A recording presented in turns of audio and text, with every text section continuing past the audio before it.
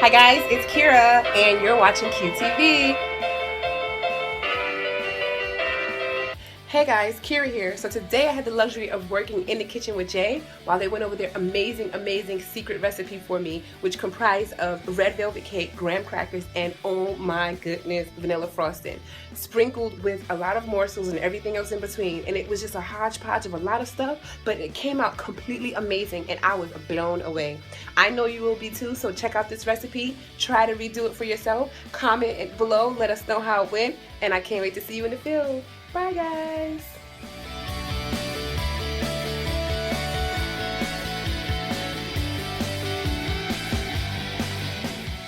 Part 1. Making the graham cracker mix. First, you want to crush up about 15 graham crackers into a bowl of your choice. It doesn't matter the size as long as it fits the crackers. And then next, you want to add 6 tablespoons of butter, liquid butter to be exact, and then you want to just pour it all over the graham crackers. Next, you want to add sugar. Of course you have to have your sugar because sugar tastes really good. If you don't like sugar, don't add it. It's fine. You want to mix everything together in the bowl very slowly, but you want to make sure that you get everything together. Next, you'll move on to an ungreased pan where you'll pour the graham crackers into it, and that's how you make the graham cracker mix. Moving on to part 2, where, don't forget to preheat the oven to 375. That's very important. You want to also smash the graham crackers down so that they can have a flat surface so that we can pour, later particles on top of it for a really great treat. Part 2, making the cake. So making the cake, we chose red velvet cake because that is my favorite. They paid homage to me today. Thank you, Jay's Kitchen. You want to pour the cake mix into a bowl of your choice. Of course, it doesn't matter the size as long as it fits the cake. And then you want to you want to measure some oil. Pour that oil into the cake mix and just sprinkle it all over so it can be an even situation. And then you want to pour some water into the bowl. Next, you want to stir everything together just to make everything smooth. It's kind of the traditional way of making a cake. It's a box cake, so this is not the part that's from scratch. So stir everything together until it's all flat and very colorful. After that, add 3 eggs. Please do not forget your eggs, 3 of them. And then you want to stir the eggs into the mix very nicely. And that looks so pretty. I can't believe it. That's amazing.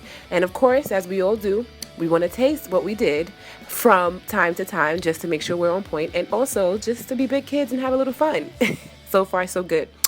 Next, you want to add grease into a pan. And then sprinkle some flour all over the bottom of the pan so that we can eventually pour the cake into the pan without having it stick, because we're going to have to put it into the oven and we're going to have to bake the cake.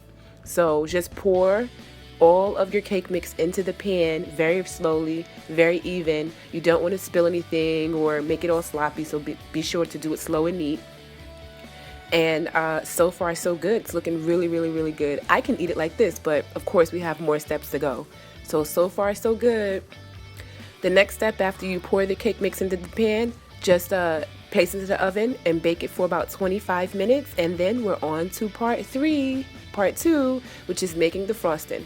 So now while we're making the frosting, you want to create 2 cups of confectioner's sugar and pour it into a bowl of your choice. Again, any size will do. You want to add 6 tablespoons of regular milk into the bowl.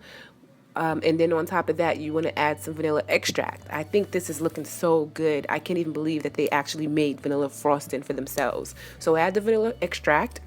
And then also put some nice smooth butter, unmelt it, soften it a little bit, but don't melt it completely. And you want to stir it, stir for a flattened surface. And then you want to pour that into the bowl of confectioner's sugar. Next, stir, keep stirring, and then voila, we'll set that to the side until we need it later. Part 3.